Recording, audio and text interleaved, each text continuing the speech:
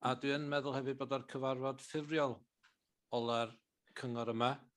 Na ddeu chydig eiriau ar diwedd y cyfarfod, a dwi'n meddwl bod peth gorau ni ffocsio ar busnes cyfarfod yma am heddiw. So, croeso chi gyd i Cabinet ar y 12fed o mis Ebrill. Rwy'n ni ddechrau cyfarfod.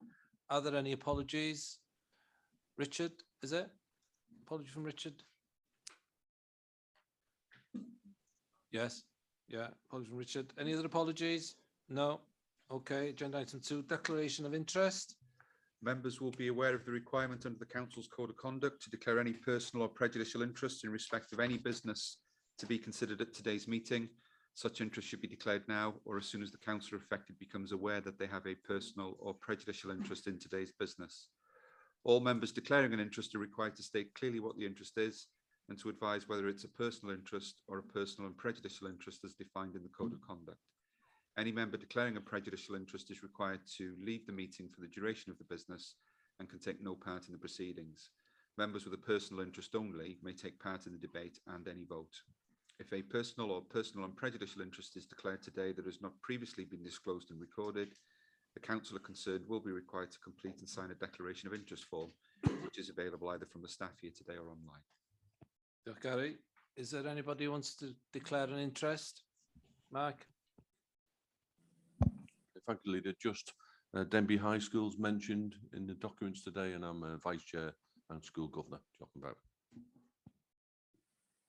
Diolch, Mark. Anybody else? No? Okay, thank you. 3, urgent matters? No urgent matters. Diolch. Minutes of the meeting held on the 15th of March. First of all, for accuracy, page 7, 8, 9,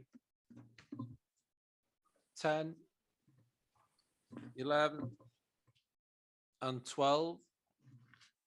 For matters arising, page 7, 8, 9, 10, 11, and 12. Okay, will somebody confirm that the minutes are correct, please? Mark, somebody else, and Julian. Okay, thank you. That's been passed. Thank you. Right, we'll go on to the Brian Jones show now. There's quite a few agenda items in your name, Brian. Agenda item 5, waste service remodelling, update on financial position, including updated business case. Yeah, good morning, everybody. Yeah, this report this morning is an update to Cabinet on the current financials on the new waste model. Nothing new as such. We've been very transparent all the way through this project. It's been through the council processes, been to scrutiny a number of times, always comes out with a virtual clean bill of health, and not unlike other services in the council, be it education, be it transport, be it all. So am I coming through okay? Am I? Some people are shaking their heads. Yeah. Yeah, so there's been cost pressures right across the service and all the portfolios of the Cabinet members.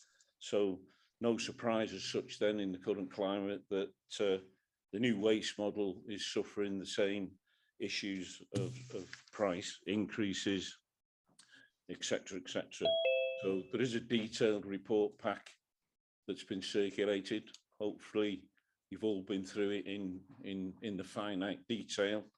And Tony Ward's with us this morning, and we've got Julian Thompson-Hill for support on the finance side of things, along with Steve Gadd, 151 section officer. So we will be able to answer any questions you might put to us, Cabinet, and the members that are with us this morning. But in a nutshell, nothing too out of the box here. Costs have increased, I've already said, in all sorts of areas, not just in Denbighshire, globally, and so it's not a big deal as such that we're asking for recommendations here this morning. So with those few words, I'll pass over to Mr. Ward to expand slightly. Thank you, Brian. Bore da pawb, morning everybody. Much time has passed since Cabinet agreed to change the household waste collection model in Denbighshire, so the project board felt that it was right to bring an updated business case to Cabinet today. Just as a reminder for everybody, the new waste model will mean the residents receive a weekly service for dry recycling instead of the fortnightly service that people receive today. And this is important because residents told us that the biggest issue with the current model was that they didn't have enough capacity for recycling. Collections for residual waste will be every 4 weeks, as has now become the norm across Wales. This is made possible because there's actually very little that can't be recycled via our curbside recycling collections. So the essence of the business case remains the same today as it did when the decision was made to support the original business case. This means that the new waste collection model will result in increased recycling performance, higher quality recycling being collected that will be suitable for reuse in the UK manufacturing industry, reduced carbon emissions, and the waste collection service costing significantly less than it would if we retain the existing model. However, in addition to these benefits, we have already delivered a significant amount of economic benefit for Denbighshire by enabling 4 important and well-established local businesses to expand on the Colomendy estate in Denby. When the original business case was approved by Cabinet, this element of the project was just something that we hoped to do. We didn't own the land on the Colomendy estate, and we only proposed to work with a consortium of businesses to buy the plot of land at that stage. It then actually took 15 months to complete the purchase of that land, which was complicated by the fact that the land was not registered, and we therefore had to wait for the land registry to complete that process before we could purchase the land.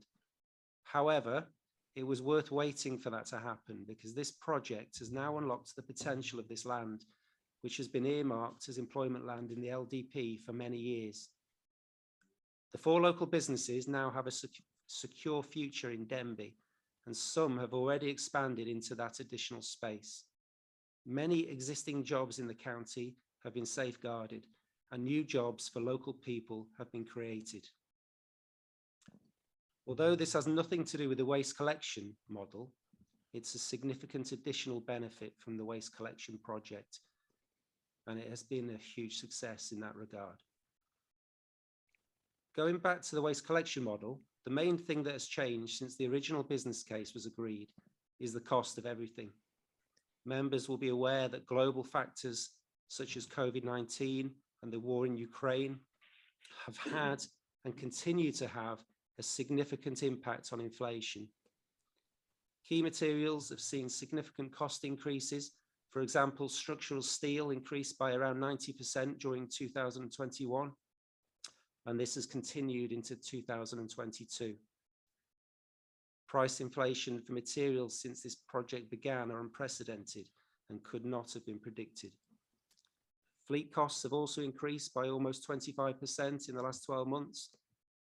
Vehicle prices continue to increase, and there are also significant supply issues. Again, these issues are unprecedented and could not have reasonably been predicted when the original business case was approved. So due to these issues, a bid was submitted to Welsh Government for additional funding of around £1.6 million for the project, and that funding was approved in March 2022. What we therefore bring to Cabinet today is an updated business case to reflect the latest costs, budget and revenue position for the project. The biggest risk with the project remains continued cost inflation, as Brian said, and until tenders have been returned and contracts awarded, that risk will remain. However, Welsh Government have recognised that and have recently provided all 22 local authorities with additional unhypothecated capital grant for that very reason. Okay. So, and I'm sure that Julian or Steve would be happy to elaborate on that if necessary. So in summary, this project is very clearly still the right thing to do. The benefits remain the same in terms of increased recycling performance, higher quality recycling, reduced carbon emissions, and the waste service costing significantly less than it would if we retain the existing model. In addition, as I said, the project has already protected many local jobs and will lead to the creation of additional employment and economic growth. I therefore ask Cabinet to support the recommendations in the paper and approve the updated business case. And I'm here to answer any questions that members might have today. Thank you. Thank you, Tony, for that. Is that it's from officers and the support on the report, is it? We'll move on to Yes, members now. That's fine. Thank you, Leader. Yeah. Okay, thank you. Julian, please. Yep, thank you very much, Leader. Not too much I need to add to what Brian and Tony have said. I just wanted to add my piece, obviously, from the finance perspective. As has been outlined, this is not a unique circumstance. We've had it in the increase in costs has been factored in now to a number of schemes that we're working through the system. This obviously is one of the largest. So obviously the impact has been quite significant on this project. You know, again, it's not unique to us. It's right across the sector in terms of construction projects, and we are fortunate that Welsh Government have agreed to put the additional funding into this scheme. They are committed to seeing that this works, which is excellent news. So it's just really to confirm that as things stand at the moment, obviously nobody knows what's going to happen between now and the letting of the contract, as Tony says. But that we have got a fully funded project in front of us, which is good, which will allow us to let all of the necessary contracts in the coming weeks and months, and actually start to get the work on site and completed. It is right and appropriate that as things have moved on, that the business case is brought back to Cabinet, which is part of the documentation in your packs. And I am also I've also served as a member of the project board. So we've had a handle on this for some time through the process, and I also am recommending you know that we accept the business case and carry on. Thank you, Chair. Thank you, Julian, for that. Brian, I remember you saying a figure how many times the project board have met on this. It's quite a substantial amount of times you've been meeting, isn't it? Yeah, that was remiss. It slipped my mind. The Waste Project Board, which hopefully you're all aware of, has run from the beginning, and we're up to board meeting number 48. So it's really been a focused project with all elements of the council coming together, from finance, project teams, all sorts of support, building control, etc., etc. So it's all there in the council domain. It's all been recorded. It's published. You've all had the opportunity to read and digest. So from that point of view, it's been a real on the ball, well-run project to this point. One point that hasn't been mentioned, talking about points, and this will apply to the next couple of items as well when we get onto them. The gate fee, UPM, where all the blue bin waste goes to, Denbighshire have a contract with that company that runs to the autumn of next year when it ceases, and UPM as a company are actually pulling out of the market of taking blue bin recycled waste. They won't be there any longer. And so the essence of these reports, to get things moving quicker, we need to make sure that we roll this new waste model out before the autumn of 2023, because the gate fee, which most of you probably will have forgotten, when we started on this project, we used to receive somewhere in the region of £28 per tonne for our blue bin recycled waste from UPM in Shotton. Today, that gate fee has swung totally in the opposite direction, and it's up to £80 odd a tonne, and it looks like it's going to go to £100 a tonne very shortly. So that's adding financial pressure to the current waste model. If we don't roll this new waste model out before that contract expires with the UPM, we have then got a big problem of where do we send the blue bin waste to. And the options on the table at the moment are over to Ireland. There's a couple of possibilities in the southeast of England, and you don't need to be that rocket scientist to work out that the financial implication of that will be pretty huge if, for example, it was a 6-month delay from the autumn of next year. So that's another point to consider when we're looking at these recommendations today. Thank you, Leader. And okay, Julian, did you want to come back? No, you didn't want to come back. That's fine. Any comments from cabinet members on the report? No. Okay, I'll open it up to questions. Paul, please. Thank you, Chair. Can you hear me? This is obviously highly unpopular. Can you hear me? You might have to switch the screen off, Paul. Okay. It wasn't very clear. Can you hear me now?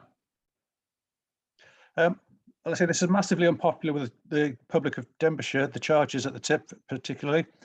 Several people, myself included, have criticised this plan, saying it is going to increase fly tipping massively. The English government have just agreed with me and they've announced they're going to stop these charges because fly tipping is on the increase. Has any kind of work been done to assess that? Yeah, I'll tune it. I'll take it first of all. First of all, this the new waste recycling, which has got nothing to do with this paper, young Paul, nothing to do with it whatsoever. But and I appreciate the efforts you've made to publicise it with residents. We'll have a brief moment on the new waste recycling charges.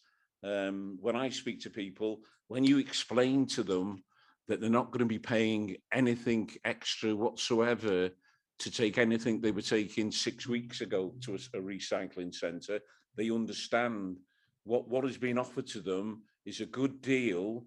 And I use rubber tyres as an example, and asbestos.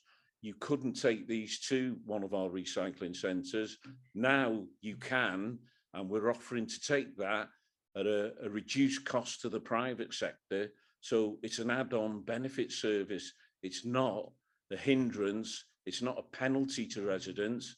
They can take whatever they were taking 12 months ago free of charge. This is an add-on service. It's a good thing. It's a better thing. And it's not a bad thing. But we're moving away from this paper. And then as far as fly tipping goes, yeah, there's an issue with fly tipping.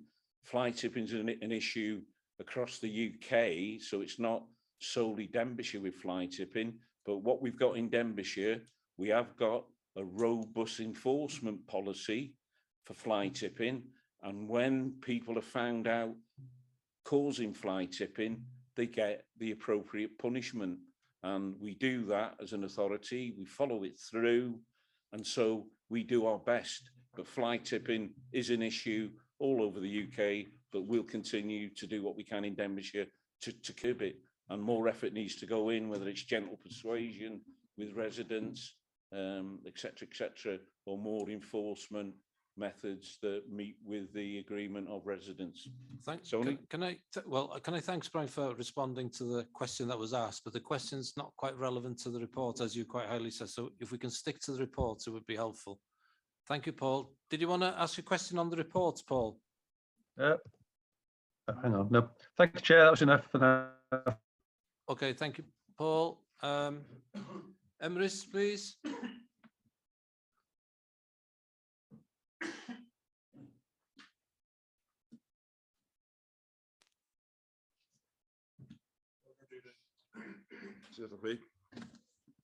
Diolch am yr adroddiad. Mae gen i ddau gwestiwn mewn gwirionedd. Dych chi wedi cyfeirio nifer o weithiau at y grant oddi wrth Lywodraeth Cymru. Dyn ni'n wedi cael ffigwr ynghlwm wrth y grant yna yn y cyfarfod heddiw. Dwi'n bod wedi gweld yn yr adroddiad, a mae'n syniad hoffi clywed y ffigwr yn cael ei ddatgan yn gyhoeddus. A hwnna ydy'r cwestiwn cyntaf, gawn ni'r cwestiwn swch yna. Gawn ni'r ffigwr. Yr ail gwestiwn, fydd y ffigwr yma yn ddigon i gyfro yr costau ychwanegol sydd yn y wynebu ni rwan, a hefyd i'r dyfodol hefyd mwy na thebyg. Diolch. Okay, Emrys, yeah, thanks for that. Well, first of all, I think it is in the pack, the figure, and Julian or Steve Gadd will confirm it. It's 1.58 million. That's the figure that I believe. And of course, the Welsh Government have supplied it because we are going to use their blueprint for waste. In the beginning, I wasn't convinced. Now I am convinced that it is the right thing to do as a new waste model because of the benefits to better quality recycling, and Tony touched on some of the other benefits as well. So 1.58 was the figure. Is it enough? That's difficult to answer because as we're sitting here this morning, prices could be going up in any area of this model. We don't know. Prices are going to continue to go up for some point in time. You can't predict. But 3.3 recommendation today is asking for a facility to combat that if we come across any short-term increases in prices, extra price increases. Yeah, just to add to that second bit, Leader, as we sit here today, yes, that is enough because we have a fully funded project, as Julian pointed out earlier. So there is a risk with the project, as with any ongoing projects at the moment. As I've said, that prices could change until we award contracts. That will always be a risk. But as we sit here today, we have a fully funded project now because of the additional 1.6 million from Welsh Government.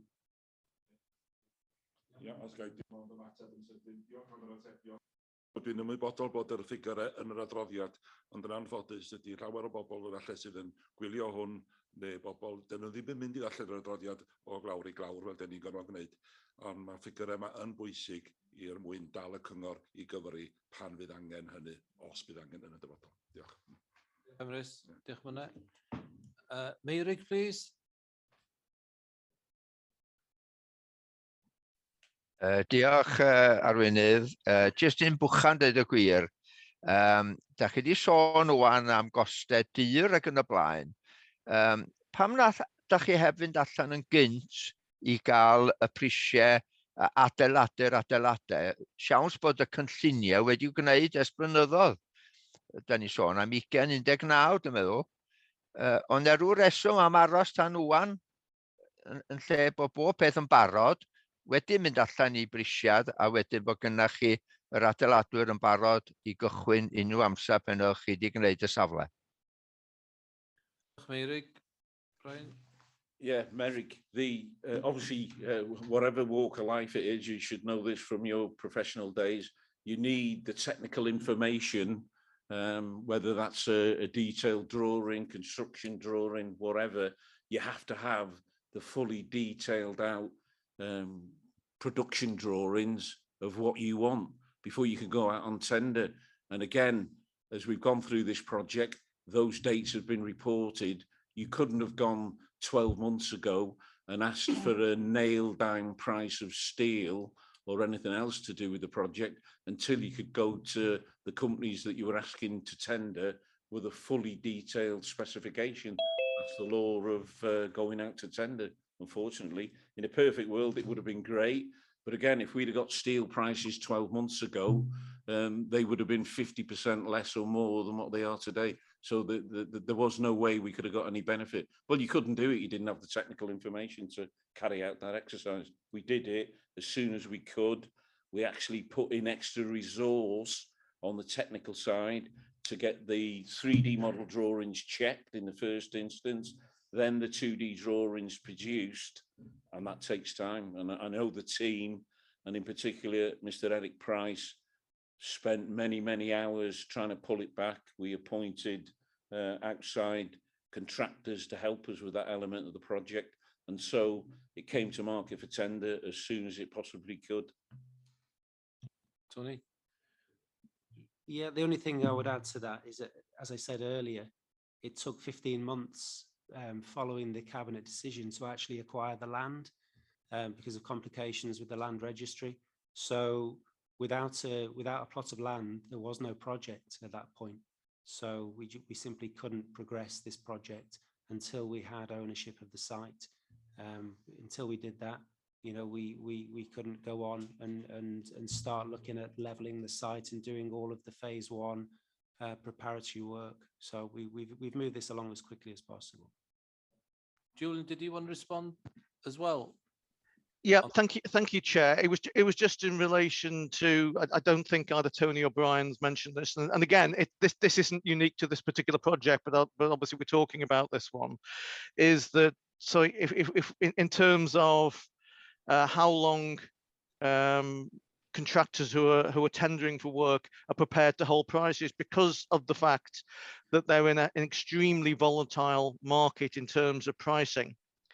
Whereas up until a couple of years ago, we go out for a contract and they would turn around and, you know, we get a tender in and the prices would be valid, I don't know, for 6 months, say.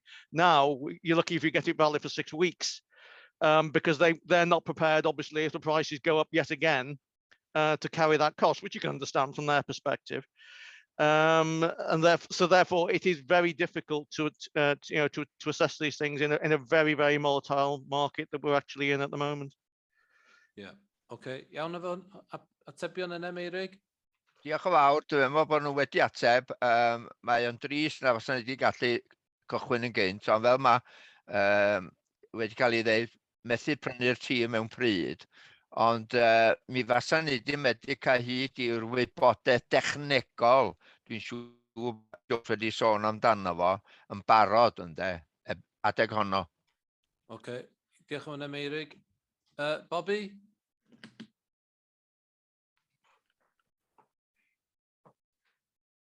Bobby, did you hear me? Are you there? Bobby Feely? Sorry, no, I didn't hear you, Leader. I've heard you now.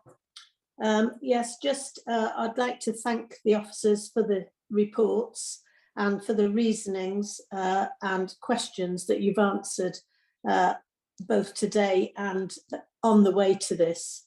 The expertise that you've shared with us has helped us to understand all the problems you've had along the way. And we are all, let's be honest, all of us, whether businesses or individuals, are grappling with cost increases. So it's not really surprising that the costs for this project have increased. So I would just like to put my support towards this Welsh Government blueprint model, as it's called, which Wales, let's not forget, is the third best country for recycling in globally. So we don't want to let that drop. So I hope that it's an awkward time, I know, with the council standing down and having to be re-elected or standing down permanently. So I'm happy with the explanations given for the increasing costs and for delegating to the CEO and the 151 officer in the interim till the next cabinet can be formed. So I guess I'm accepting the report and, you know, wishing you well to go through with it and hope that Denbighshire will lift back up to the top in terms of recycling as a result of this project coming in. Okay, thank you for that, Bobby. Barry, please. Barry Mellor. Yeah, thank you, Leader. I've got no problem with this project overall. I think it's the best way to be going. I understand that the recycling costs, I think it was £29 that we got per tonne, which has gone completely the opposite way. But getting my head around these costs, I just cannot get my head around these costs.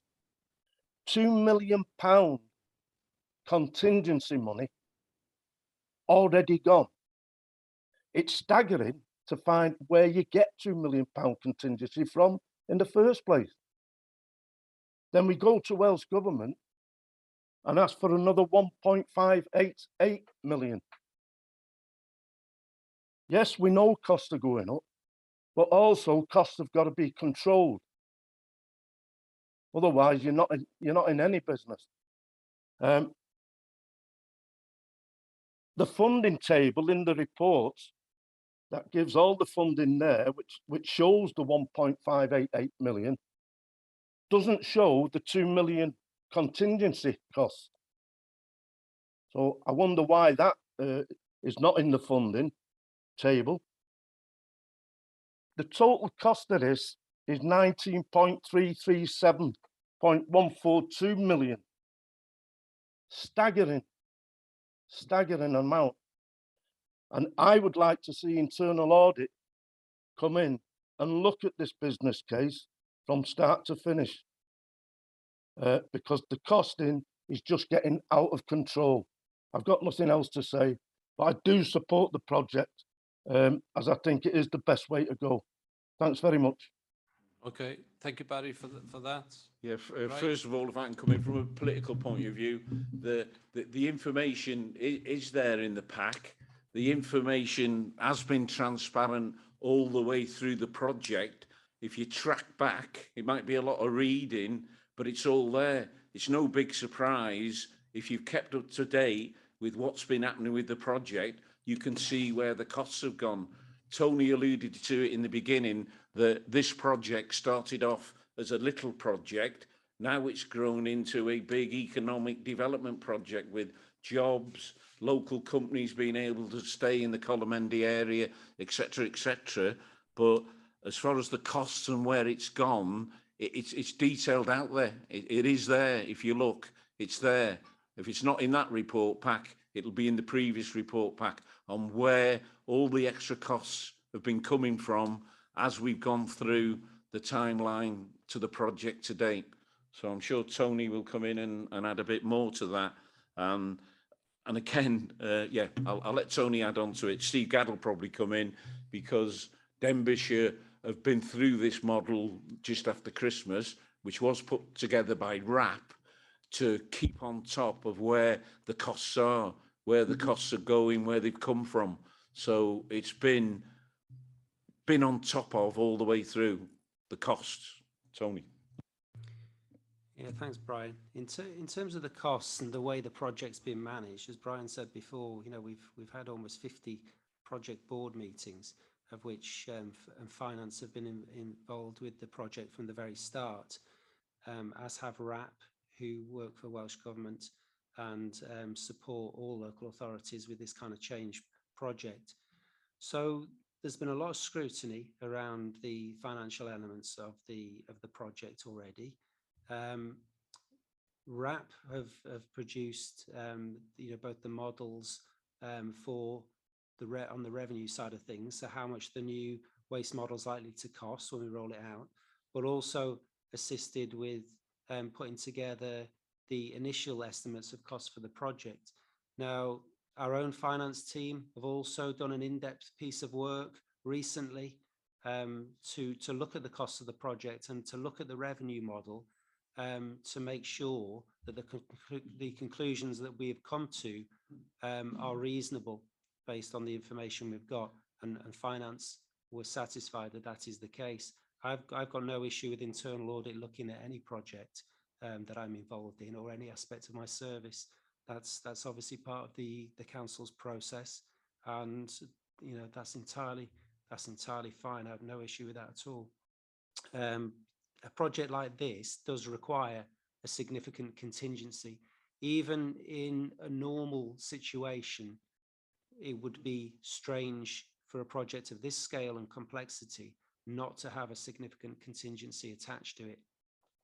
At the moment, we're not in a normal situation, so it's really not surprising that that contingency has been needed, and that actually we had to ask Welsh Government for additional funding in order to deliver the project. If we look at the overall headline figures here, yes, it's a big project, and the total cost is just over £19 million, which is a lot of money. But this project is delivering a lot. It's delivering a brand new waste infrastructure to service the whole of the county. If we didn't do this, we would have had to spend millions of pounds on our existing infrastructure, which requires significant investment. We won't have to do that because of this project. A whole new fleet for the waste service, some of which will be new electric waste collection vehicles. There's a lot being delivered here. And of that total of just over £19 million, more than £11 million of that is being provided by Welsh Government. So I think we're doing quite well in respect of the support the Welsh Government has given the council for this project. And I believe that the project has been managed well and the finances have been scrutinised very carefully and controlled to the best of our ability. Tony, okay with that, Barry?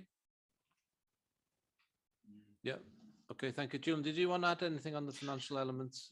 Yeah, I mean, Tony's probably picked up on it, but it was just on Barry's specific question about why the contingency wasn't shown as a separate budget line. We would never show a contingency as a separate budget line in a document like this. It's part of the overall cost.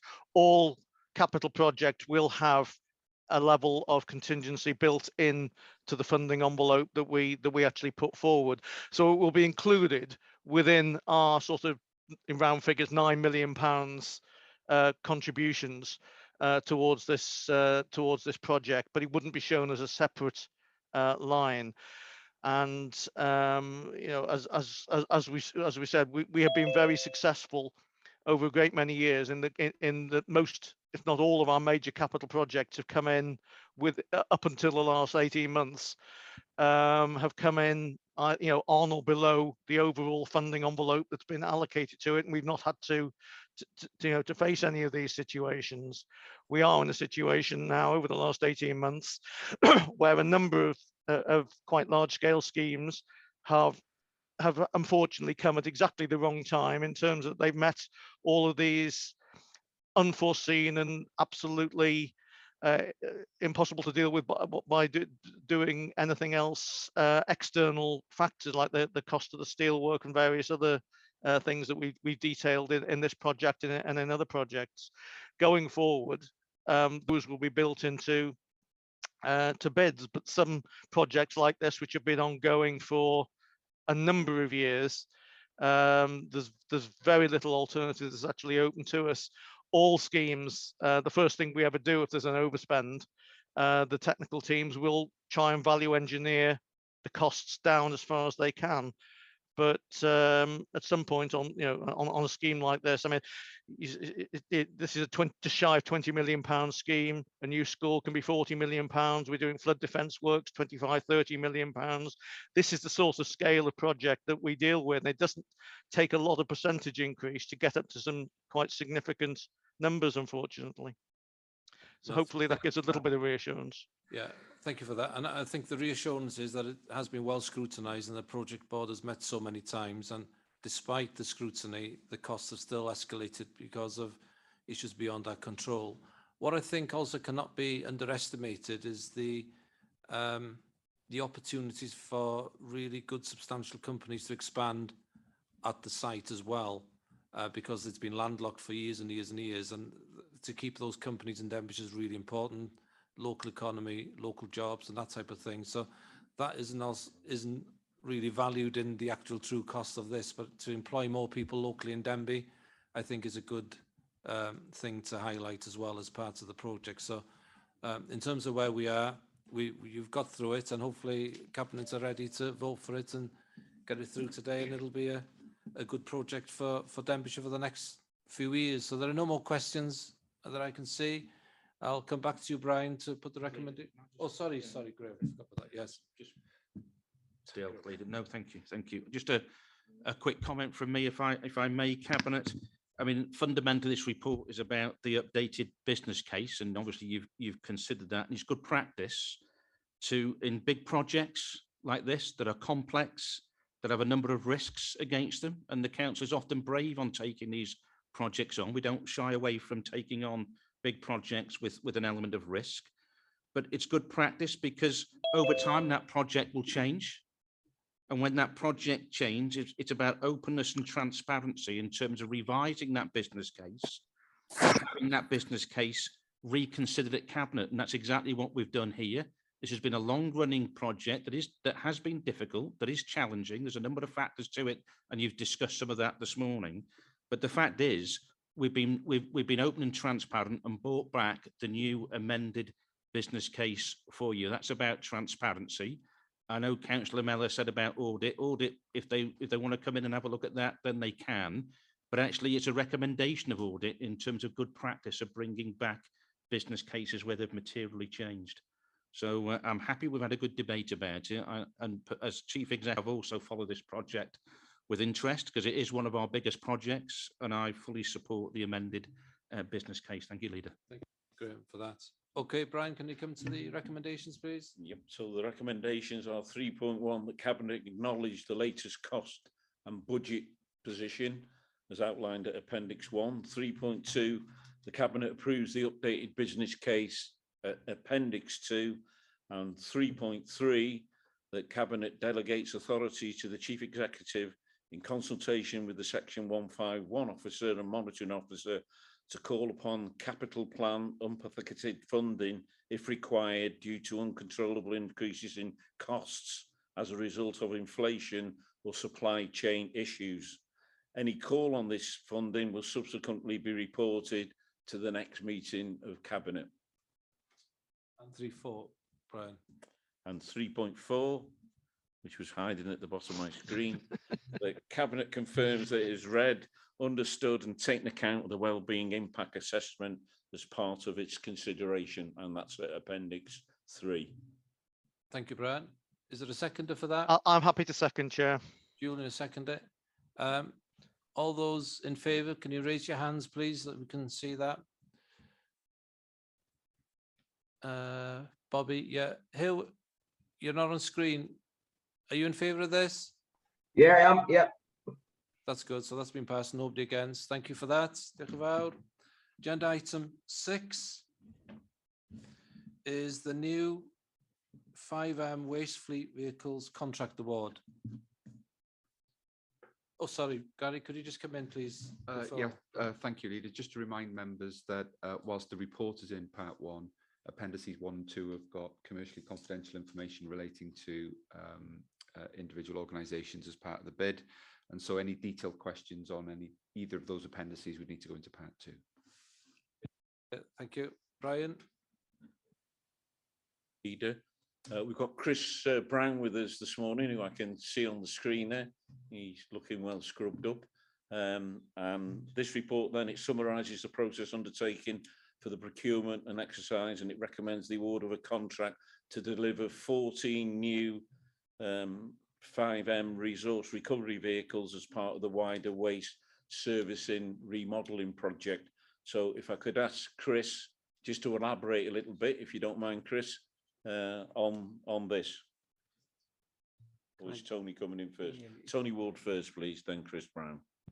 Thank you, Brian. Just to briefly say, yeah, that this report is always asking for permission to award a contract for the purchase of 14 vehicles for the new waste model that we've just discussed. The other aspect of this is that we're asking for permission to award this contract immediately. As discussed in the previous item, there are significant risks around prices being held. So we would like to award the contract as soon as possible in order to deal with that risk of prices continuing to increase, because obviously prices could be withdrawn at any stage until we actually sign a contract. The only other thing I would highlight, which is a positive aspect of this, is that we, as part of this piece of work, we've agreed to increase the number of ultra low emission vehicles to 3 of those 14 instead of the 2 originally proposed. That's happened following a further discussion with Welsh Government. So we've agreed to increase to 3. So good news from a carbon reduction perspective. Thank you, Chair. I don't know if Chris, if you would add anything to this. Not a great deal. This part of the new aspect of the fleet is just one portion of it, but it's the larger portion. Hence the reason why we brought it to Cabinet for a decision. They're the 5 metre, i.e. the 5M, 5 metre curbside recycling vehicles. They're new to us. It's a new way of working. So it is a significant change to the way that we operate. As Tony's said, we're progressing with 3 electric vehicles, which again is part of our carbon reduction plan, which will reduce the emissions from our fleet when they go into service. Thanks for that.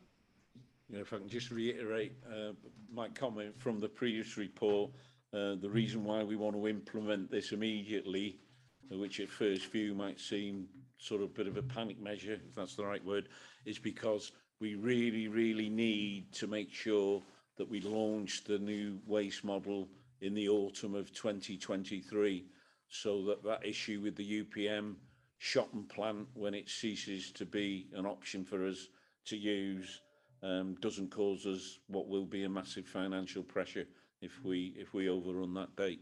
Thank you. Tony? Yeah, thanks, Leader.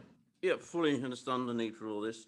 I just wanted to ask, I mean, this is a very expensive piece of kit, particularly the electric ones. They're obviously going to be in some harsh working conditions. I just ask, are we happy that the reliability of these possibly over 5 years, you know, because it's different from the usual sort of thing.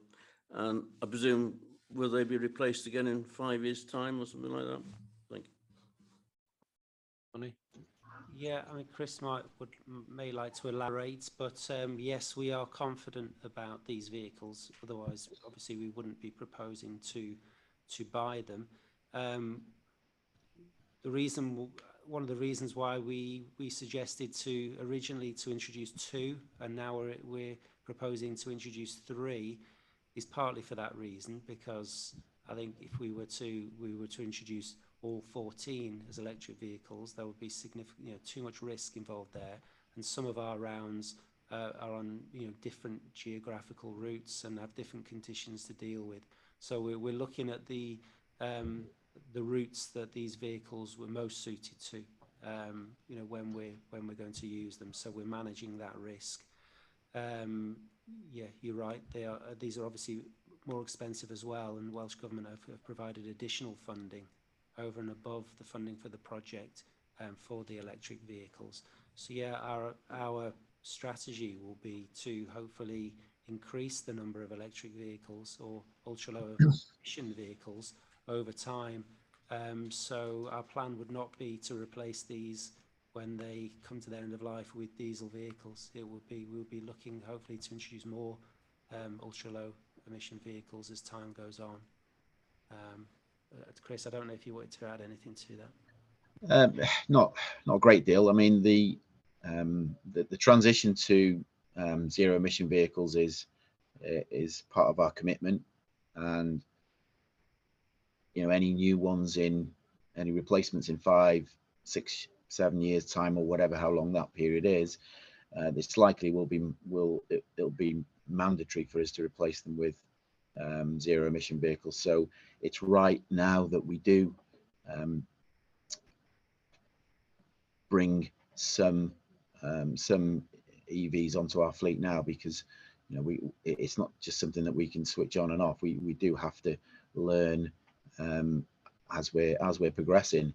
It is new technology. There is some risk to it, but we've tried to mitigate that risk by the relatively low numbers of electric vehicles that we're going to buy. But we're confident, as Tony said, we've done with the waste team, we've done a lot of work in relation to their viability, their limitations in terms of battery capacity to meet the service obligations. And my maintenance team have been retraining to enable them to maintain electric vehicles as well as diesel ones. So it's been a long time in planning for us to get to this point. Thank you for that. Mark? Okay, thank you, Leader, and thanks for the report, Chris and Lowry. Really good report. Just touching on the question Councillor Thomas just raised, so it is new technology. We've said that. So has it been tested anywhere? Can it do what they're saying it can do? And on the risk, it talks about timings of delivery. So are we happy that we can hit the dates we need to? Just those two, please. So has it been tested and can we hit the dates? Thank you. Yeah, I mean, these, again, Chris probably knows more about this than me, so I should probably leave it to him to answer. But yes, these vehicles have been tested, and you know, we've been to see these vehicles in operation. And sorry, what was this, Mark? What was the second bit again? It was just on in the risk. It says about hitting the deadlines for delivery. And we all know some of it's out of our control, and who we're buying it off will be under similar challenges. So can we hit the dates? Are we happy with that? I'll leave that one to Chris, if that's okay, Chris. About lead-in times. Yeah, they are they're not tight at the moment. Hence the reason why we're at this point asking for the permission to go out and order them now. The plan is for us to have a relatively long lead-in time so that we get the opportunity to commission the vehicles, provide the relevant training to new staff, but certainly be in a position to be more than ready when the new way of working begins. And it will be led to believe a phased introduction of new way of working, but we're comfortable at this moment in time, subject to no significant issues in the industries, that those vehicles will arrive hopefully in about a year's time, which will give us a few months to get to the point where we're ready to roll out the new way of working. Thanks for that. Did you want to come back, Tony? Yes, please. Thank you, Leader. Yeah, feel reassured about what you're saying that now. It's good that our staff been retrained on techniques of sorting out these electric vehicles. I'm just wondering whether that gives us any opportunity for cooperating with Conway and possibly private industry on some of these new vehicles that will be happening overall. Do you want me to answer that? Yeah, I mean, I was just going to say, in terms of the Fleet Depot, for example, and Chris has mentioned staff being retrained to work with these electric vehicles. I think that there are potentially opportunities for the future, and that's something that we are looking at in terms of our fleet model. So I'll be working with Chris on that, and Vince Russell, who reports to me, to do that over the next couple of years for sure. Sorry, Chris. Yeah, I was just going to reiterate. You know, we're always happy to collaborate with our neighbours, and you know, our maintenance unit in Bodelwyddan is a commercial garage, and we do have regular conversations with our customers in relation to new technology, which we're hoping will you know, provide long-term benefits to the local business community, as well as Denbighshire as our own internal fleet. For that, did you want to come back, Brian? Yes, please. Yeah, just on the reliability, and Chris will probably want to come in. Members may recall that we did run an electric waste vehicle around the patch, in inverted commas. Obviously, we used it in an urban area on an identified round.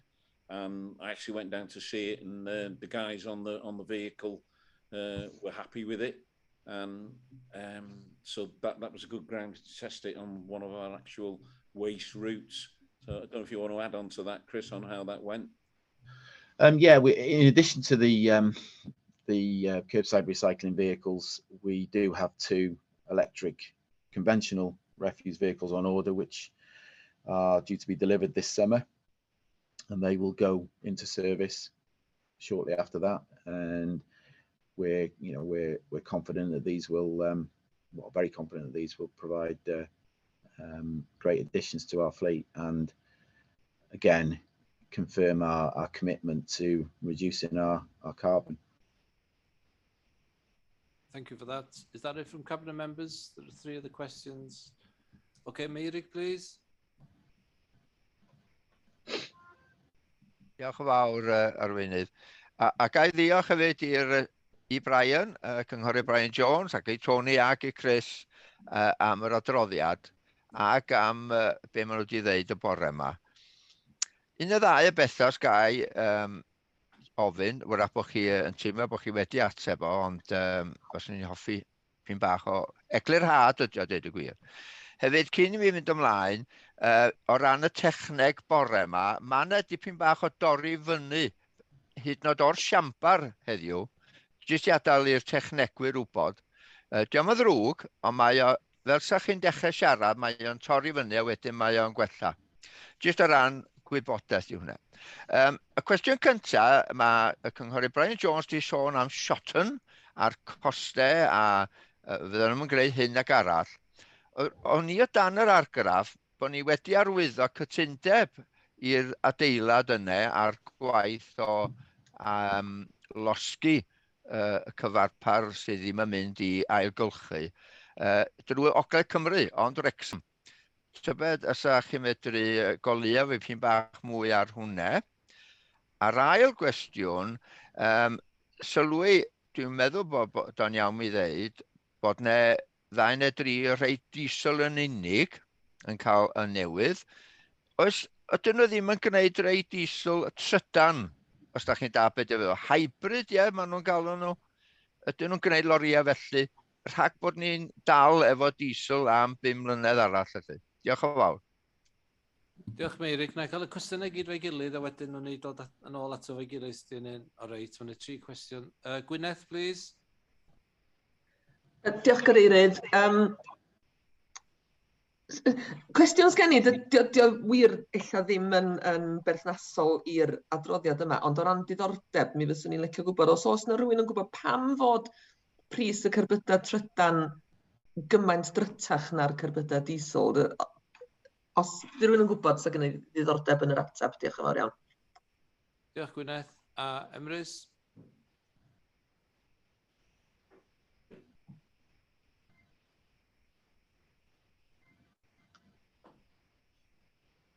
Cwestiwn go tebyg i'r hyn mae'r cynghorydd Mary Lloyd Davies newydd ofyn mewn gwirionedd. Rhaid bod yr ogwydd gwahanol yna fo. ULEV model, runs a ultra low emissions vehicle. Ydy hwnna'n golygu mae dim ond trydan a thrydan yn unig ydy'r peiriannau yma, ydy'r cerbydau yma. Os felly, ydyn ni'n saff yn bod ni yn gwario'n foeth neu bod ni'n mynd i ddefnyddio nhw'n llefydd doedd. Dwi'n gyrru car hybrid sydd yn hanner trydan a hanner petrol ac o'n i bai am y petrol faswn ni ddim yn gallu ymdopi mewn unrhyw fath o yrru tu allan i drefi achos unwaith ydych chi ddim yn dros 30 milltir yr awr mi rydych chi yn gorfod i bynnu llawer mwy ar y tanwydd carbon sef y petrol. Jyst gofyn y cwestiwn felly be di natur y cerbydau yma'n go iawn? Diolch yn 3 yna. I'm not sure, Brian or Tony or... Can I talk? I'll take Merrick's question. On the waste question, Merrick, in simple terms, the black bin, the contents of the black bin goes to Park Adfer. That's the incineration plant, which is a North Wales collaboration of authorities that looks after the black bin. UPM Shotton is the blue bin. So hopefully that answers your question. Blue bin goes to UPM at Shotton. The black bin waste goes to the Park Adver plant, which happens to be in Deeside. Brian's answered the only one of those questions that I was able to answer, Leader. So I'm going to have to hand over to Chris for to ask about why EVs are more expensive than diesel and why have we not looked at hybrids or what you know, is that an option? So Chris, are you able to answer those? Yeah, sure. In terms of the why they're more expensive, it's a very good question. And despite asking on numerous occasions to numerous suppliers, that the response has never been, should we say, one that most of us would accept. But ultimately, they're saying that the cost is in relation to the batteries being more expensive than an internal combustion engine, and I would suggest there's an element of because it's new technology that you will pay at the outset for the research and development in relation to that, and there's market forces as well.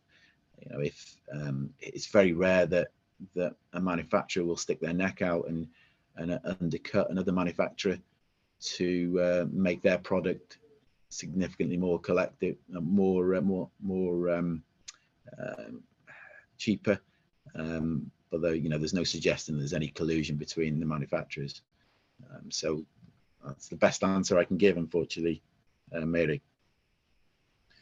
In terms of hybrid, there are hybrid vehicles out there, clearly. As an organisation, we've chosen that, certainly for the smaller vehicles, that hybrid is really a halfway house. Our normal requirements mean that most electric vehicles are sufficient in terms of their capacity, their charging, and their range to meet our daily requirements. And buying vehicles that have two elements to it just wasn't really something that we decided as our route. We wanted to move over to zero emission vehicles rather than go halfway. In terms of the bigger vehicles, as far as I'm aware at the moment, there are no hybrid options. So it's either diesel or electric. There are some hydrogen powered vehicles that are going to become certainly more prevalent in that area of our industry, but they are very, very expensive. I'll give you an example. I'm aware of a local authority in England that have bought a hydrogen refuse vehicle, and we're talking in the region of about £900,000, when a conventional diesel one's near £180,000. So there is rationale as to why we've gone down the electric route, because they're half the price of hydrogen, and we are having gap funding from Welsh Government to incentivise us to move towards zero carbon emitting vehicles. Hope that answers any questions. What is your nôl, Richard, yn Emre?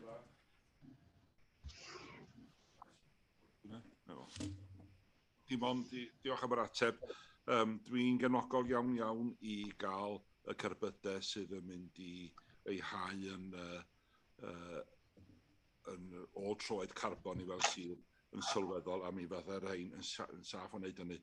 Ond mae'r rhaid i ni fod yn hynod ofalus efo natur y cerbydau yma. Swn i'n herio y ffaith os bydd y cerbyd yn llawn o wastraff yn dod yn ôl dros Bwlch o'r Ynant. Bydd o'n stryglo i gyrraedd penny daith wrach oherwydd y natur y tirwedd, ond pethau arall ydy hynny. Mae'r cerbydau yma'n cael ei defnyddio rownd stadau tai ag ati yn sylweddol. Mae yna blant yn chwarae, mae yna bobl o gwmpas. Os dyn nhw'n drydan, maen nhw'n dawel. Gobeithio fydd yna drefn mewn lle fydd yna bosib sicrhau bod yr cerbydau yma'n cael ei clywed, nid yn unig wrth fynd am yn ôl, ond hefyd wrth fynd am ymlaen hefyd. Diolch yn fawr. Okay, no more questions. I'm keen that we move the agenda forward. Can we come to the recommendations, please, Brian? Yeah, fine, yeah. So 3.1, the Cabinet grant approval for the award of a contract to the preferred supplier for 11 times 5M diesel RRVs and 3 times 5M ULEV RVVs at a total cost of 2.712.213. DCC will fund 2.217.231, with Welsh Government contributing 495k for the purchase price of 3 ULEV vehicles. If you see Appendix 1, Part 2, the further funding details are there in relation to that recommendation. 3.2, the Cabinet confirms that it has read and understood and taken account of the wellbeing impact assessment at Appendix 3 as part of its consideration. And 3.3, that the Cabinet decision is implemented immediately given the long lead-in times on the larger 5M RRVs, and just as importantly, to secure the tendered price given market uncertainties and price inflation, which may mean tenders prices are withdrawn at short notice. Seconded by Mark Young. Everybody in agreement? Nobody against? Okay, thank you. That's been moved.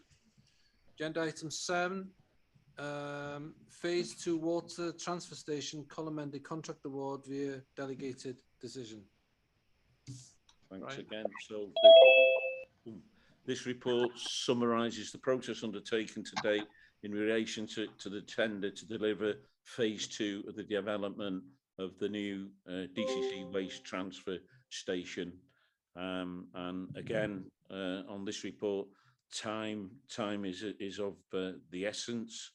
We're expecting the costs back fairly shortly, but we need again to have a decision made so that we can move forward and secure the rollout date, which has been a common theme of the conversations this morning. So, Tony, would you like to add on to that, please? Yeah, thanks, Brian. Essentially, we're only bringing this report to Cabinet today because there is no Cabinet in May due to the election, and the way things have fallen with the timing for the tender for Phase 2 of the depot build means that we will need to make a decision quickly once we get those tender returns in, for the reasons we discussed earlier on in the previous item, that prices won't necessarily hold, and we will need to make a decision quickly once those tenders are back in.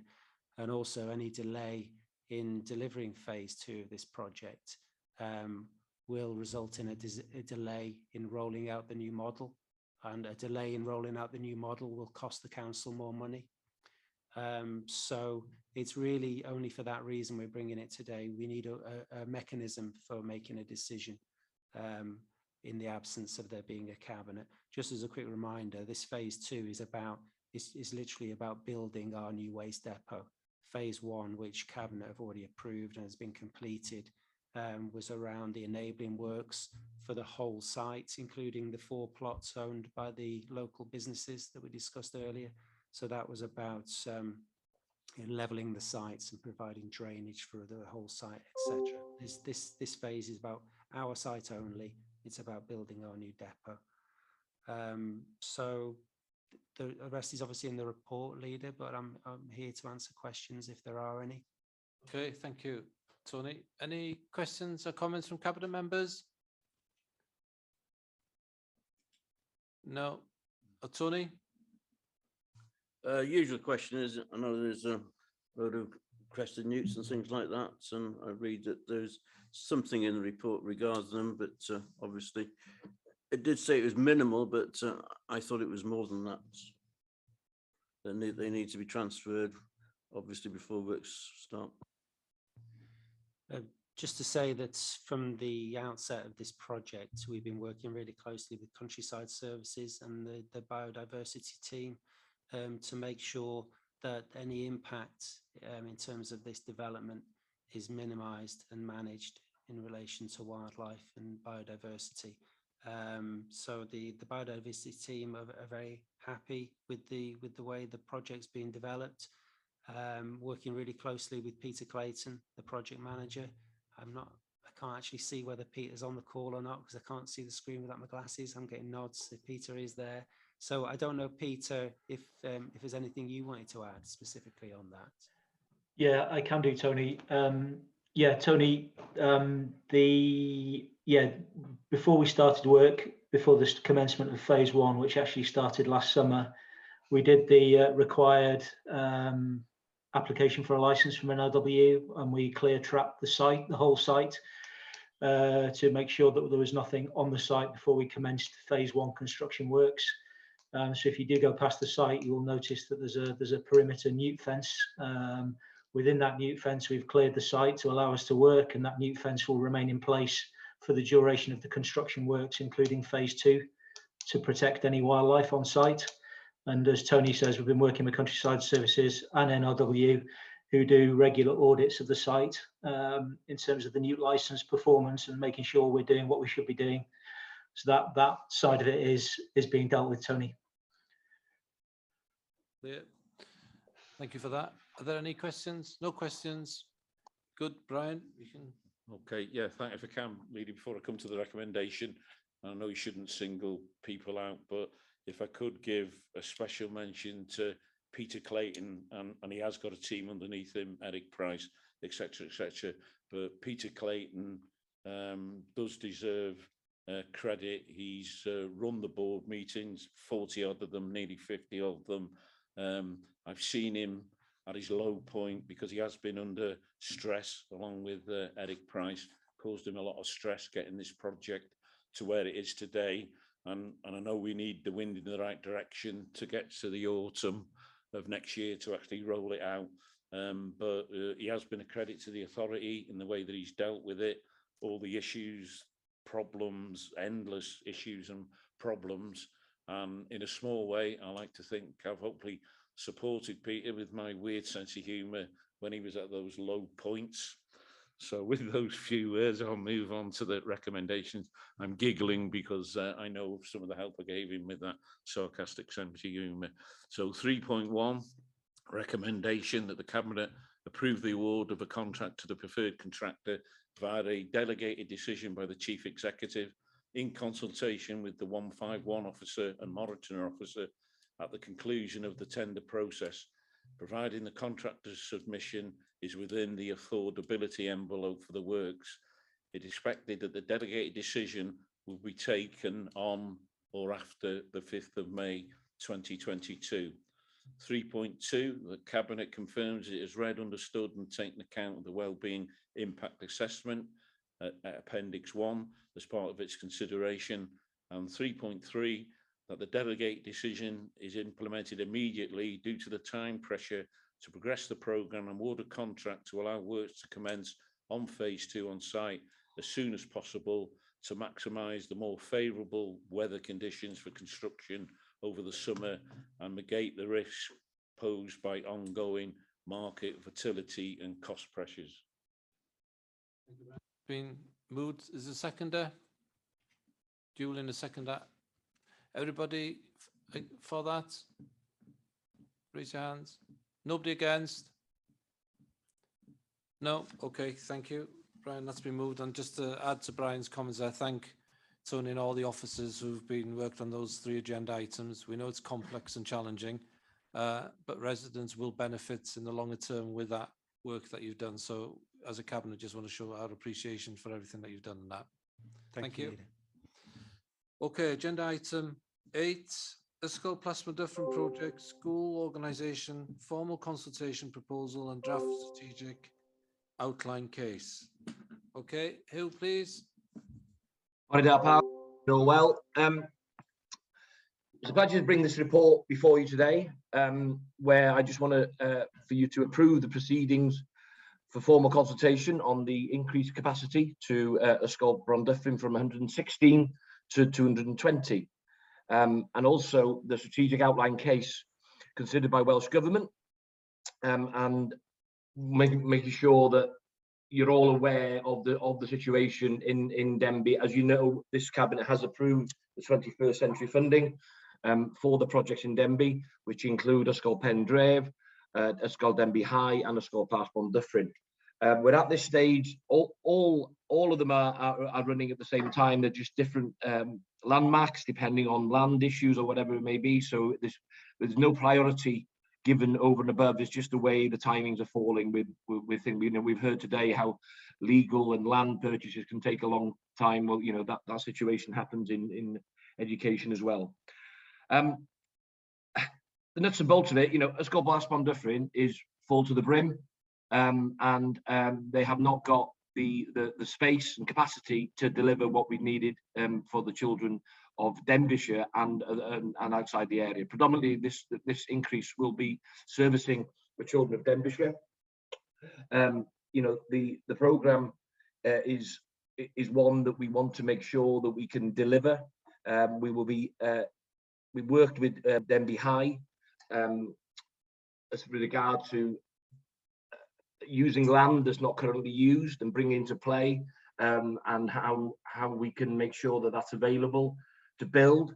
We've also worked with Highways and the Leisure Centre to make sure that everything, they're all consulted and all on the same page, so that we know what the new way of working. You know, for example, we've moved a footpath. We've also there will be a rugby pitch that has come into play that isn't currently used by Denby High, but the school will be. And also the entrance, for those of you who know the site, well, you probably most have all been into Denby Leisure Centre, haven't you, because the elections are held there. So as you normally come into the bus bay of the of the leisure centre, it's further down the road with the entrance to the new school path. As you can see, attached. Sorry, my screen's a bit slow going up at the moment. The consultation document is there, and you know, I do make the point, and I made this point on a site visit because we've had a site visit with all the local members, is that, you know, we will consult with the Board of Governors for the school. We will also consult, you know, keep local county councillors informed along the journey so that we are completely on board. Now, I don't want to really go into the mass detail unless Geraint wants to do it, but I think, you know, it is what it is in the paper. And what I'm asking, guys, is can we crack on? Because there is a need, the school is full, and as soon as possible, we'd like to crack on with this project and deliver the right offer for the children and the service users of this school. Diolch. Geraint, did you want to add anything to what's been said by Hugh?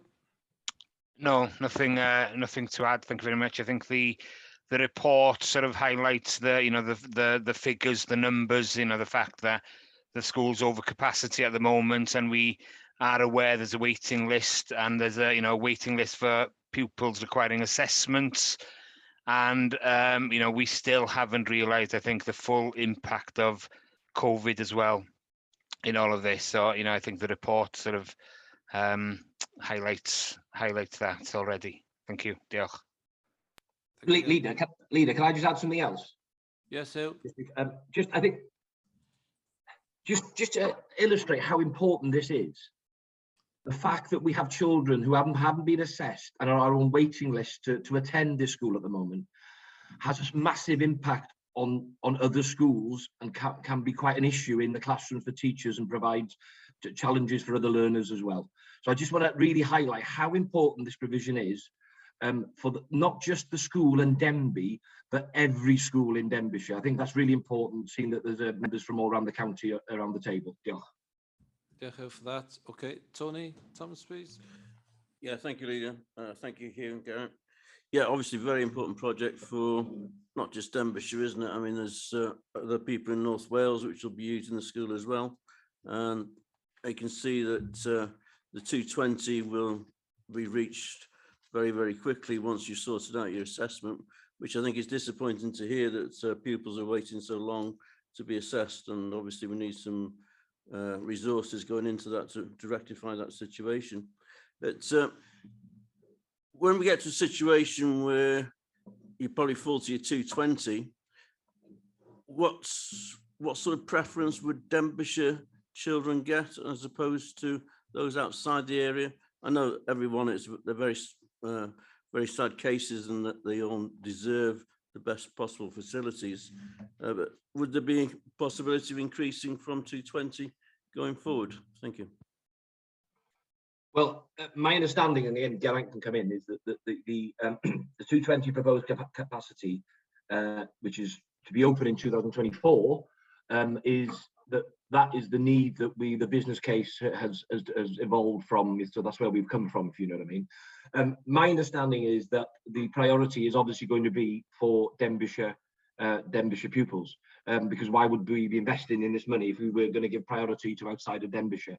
The reason for this proposal in the business case is to relieve the pressure in Denbighshire and on other schools, as I said. So, can you rwbeth arall I adio hwnna, Ger? It just the 220. If we do reach that 220 mark, obviously there would be a requirement for further investment and a lot of further discussion. We feel that the 220 is a realistic size for the school. I share concerns around waiting lists for assessments, and it is something that we do discuss quite often with health colleagues where we are waiting on assessments for pupils.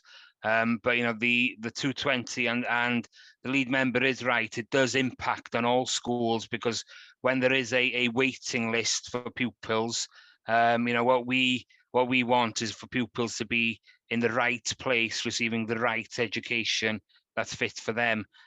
So this will allow us to sort of deliver that and give the pupils in Denbighshire the best start.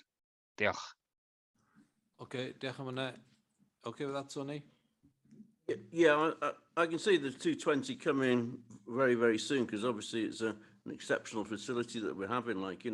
But my point was once the 220 is reached, then if you've got more clients again in Denbighshire, you're going to have to think about expansion. And it's good to hear Geraint say that it's a fluid situation. So I can see there's going to be further need again. Thank you. Thank you. Mark? Yeah, thank you, Leader. Yeah, so lead member, Director of Education. So thanks for the site meeting recently. You both mentioned the importance of communication and that really helped. And also thanks to Lisa and James Curran who attended them meetings. And just separately, obviously, this is a great scheme, but I just want to mention that obviously the planning permission is a separate piece of work to this. And I just think it's important to mention that although we agree with the work, that's going to be separate.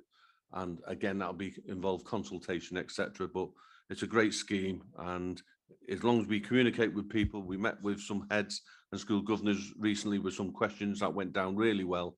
As long as we communicate with the community, it's going to be a great scheme, and other schemes in Denby also. Thank you. Yeah, it's just to confirm that obviously the planning, as Councillor Mark Young just pointed out, the planning process is a completely separate process and independent of Cabinet, and it's a matter for the planning committee to determine on planning grounds. Thank you for that. Any other comments from Cabinet members? No. Okay, Meirig, please. Diolch yn fawr, Patrick Cadeirydd. Diolch yn fawr. Wel, diolch yn fawr hefyd am y syniad yma. Mae'n dda bod chi'n edrych ar ôl y plant yma yn arbennig. Mae'n bwysig hynny, a dwi'n falch o weld bod ni'n edrych i'r dyfodol ac yn ceisio gwneud rhywbeth ynglyn â fo. Mae'n drist ofnadwy a deud y gwir bod gennym ni 63 o ddisgyblion yn aros asesiad.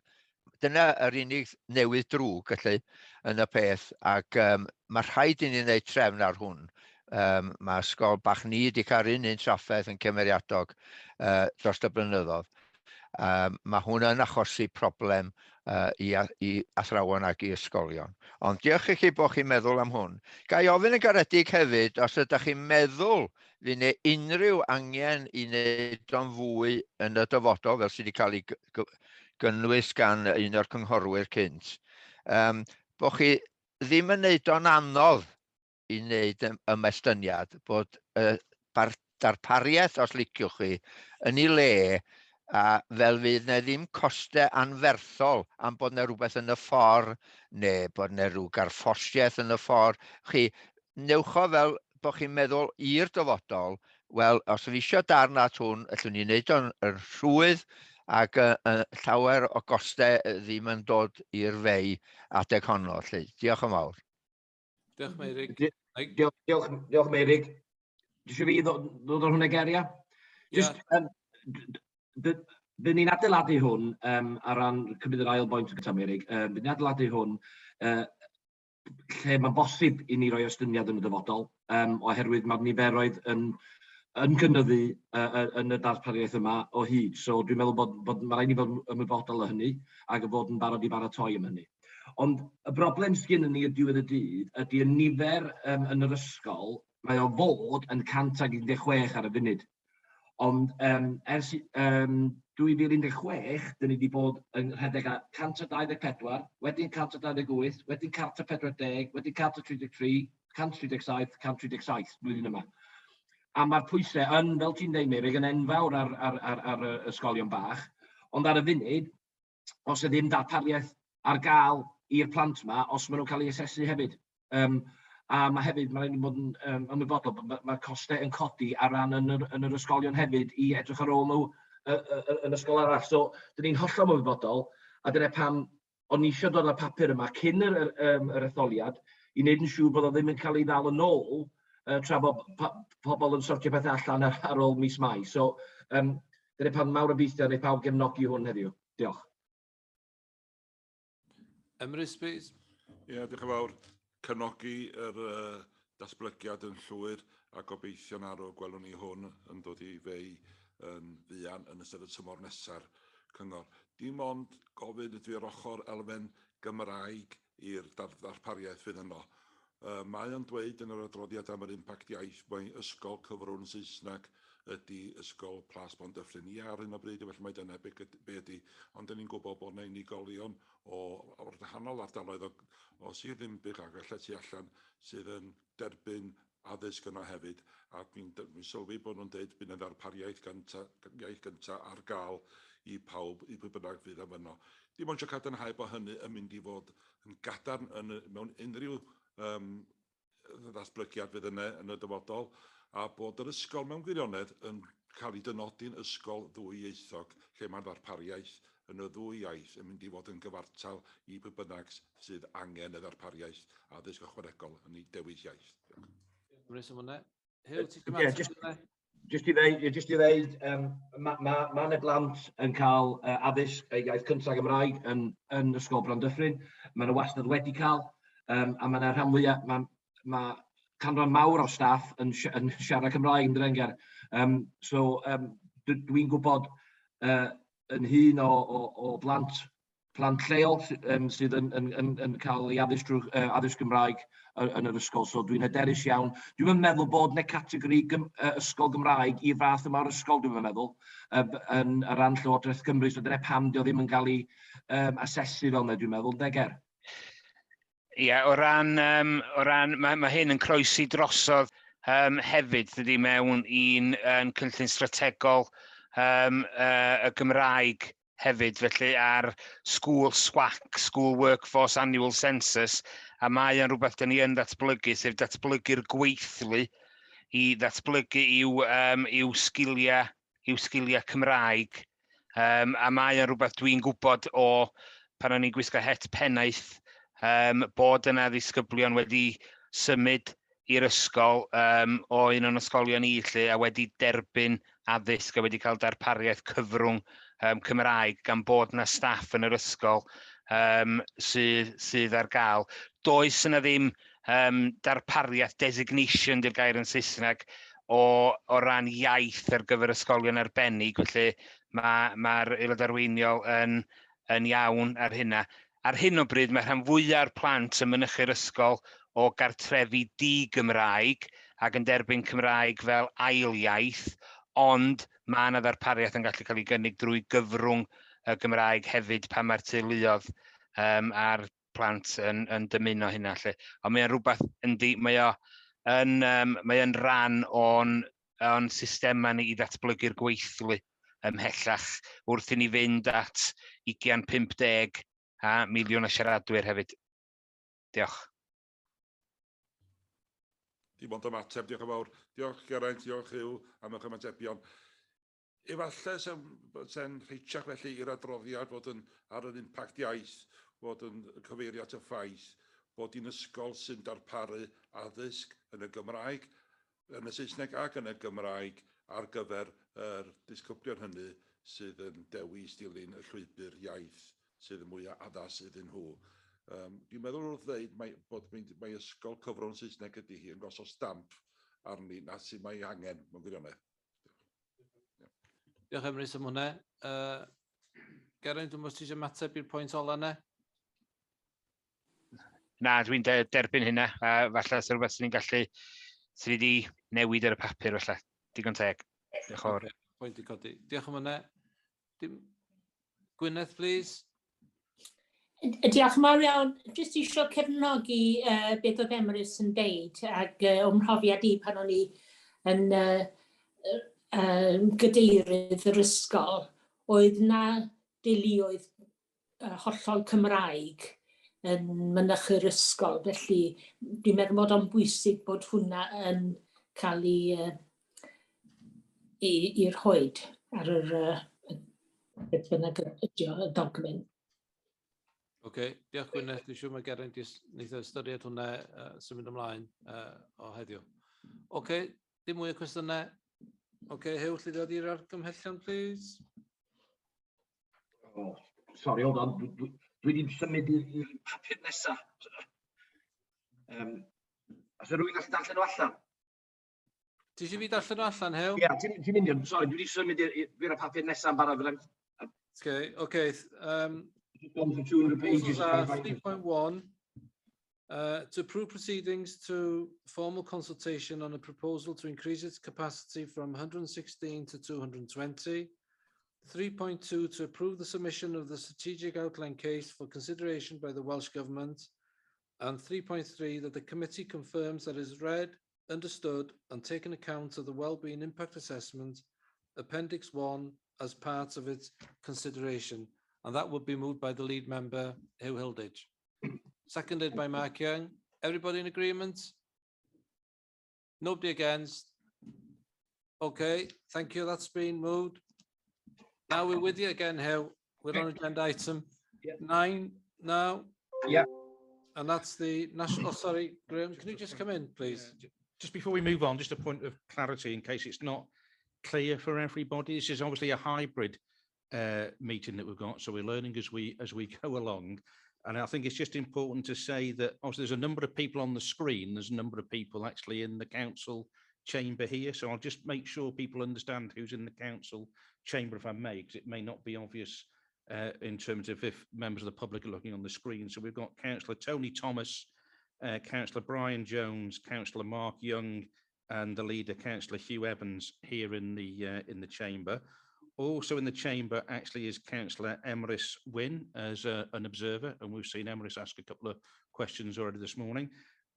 Gary Williams as monitoring officer, myself as chief executive, 2 supporting officers from Democratic Services and the translator, and that's who we've got here. In terms of on the screen, from Cabinet, and I won't go through everybody on the screen, but from Cabinet in fairness, we've got Councillor Bobby Feely, Councillor Hugh Hilditch Roberts and Councillor Julian Thompson Hill, who have taken the option of dialing in as part of the hybrid meeting. There are various other members that have chosen to dial in, and various other officers, etc. And those names are clear on the screen.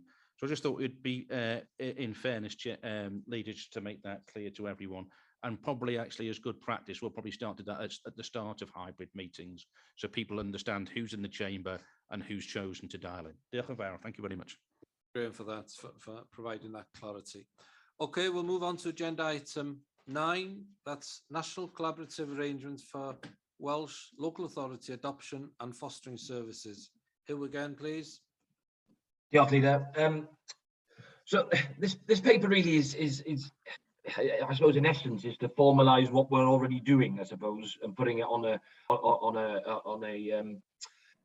professional setting. The Foster Service, National Adoption Service, has been in existence in 2014, and has enabled huge changes and improvements in adoption services across Wales through the Welsh Local Government Association. Proposals have been developed to extend the government structure and to incorporate a national approach for fostering services to help foster Wales. And basically what we are looking to do, I mean, some of you may have seen, well, if you see Rhian Morel's screen there now, there's a big Foster Wales banner at the back there. And what we're trying to do is put this on a sort of professional setting so that we can actually compete with the agencies out there, the non council fostering agencies, that we can offer the service and trying to promote to get better foster parents into local authority. And by being involved and sharing best practice and attending a meeting, we would want to nominate somebody, formally nominate somebody from Cabinet to sit on the joint committee in the future. And then we want to develop the national approach with them and work with the local governance and also local scrutiny arrangements, and report what the work we do to audit and governance committee and full council. And in essence, what I'm saying is bringing fostering right onto the top of the agenda of the work that we're doing. We all talk about we're corporate parents, and Jeanette always reminds us. But what we'll be doing is trying to make sure that it is something that every councillor takes on board, and we can get our shoulders behind to promote because you know, some of the work that our foster parents do, and I've been, in the last 5 years, I've been fortunate enough to attend the Christmas parties and meet some of the foster parents. You know, I think I met one lady and she'd had something like 20 odd babies that had been through her, you know, with her, and the difference that she's made to those children's lives is really important. And I think it's for us to make sure that we've got a good structure behind what we deliver will make a difference. So I'm not going to bore you with the details. A lot of it is governance based, isn't it, Rhian? So I don't know if you want to add anything, Rhian. I just try to give you a bit of a helicopter view of it, really. Yeah, only to say that the National Adoption Service, as you say, has been in place since 2014, and we have seen some incredible changes in the way that we support foster carers across the region and across Wales. So we could, with complex children, there's no sorry to interrupt, Rhian, you might have to turn the screen off. Okay. Clear that last bit, wasn't very clear. Sorry, I'm breaking up. So yes, the National Adoption Service has enabled us to increase our support capacity. The National Fostering Framework aims to do the same, and Foster Wales MATERION Cymru has fallen out of that. We intend to be able to attract more foster carers to local authorities, but also improve the training, support, therapeutic services, the whole gambit to our foster carers, and ultimately, of course, that supports our children looked after, which is our main aim. And by increasing our foster care profile, we will be able to keep our more vulnerable children closer to home within their communities, which is what we all really strive for, as we know that that is the easiest way to reunite children with their birth families whenever possible. So we've already seen improvements since Foster Wales has been established. The National Adoption Service, the collaboration is laid down in regulation. That's not the same for Foster Wales, hence the establishment of the Joint Committee. Thank you. Any comments or questions from Cabinet members? No? Okay. Cabinet's okay. Any other questions? No? Okay, that's straightforward. Thank you. Who can you come to the recommendations, please? 3.1, the proposal of developing the governance arrangements for the National Adoption Service of Wales, as it assumes responsibility for Foster Wales, are adopted. 3.2, Cabinet confirmed the support the Joint Committee agreement for the National Adoption Service in Foster Wales and agree that the authority signs the agreement. Cabinet 3.3, Cabinet formally nominate their representatives on the Joint Committee.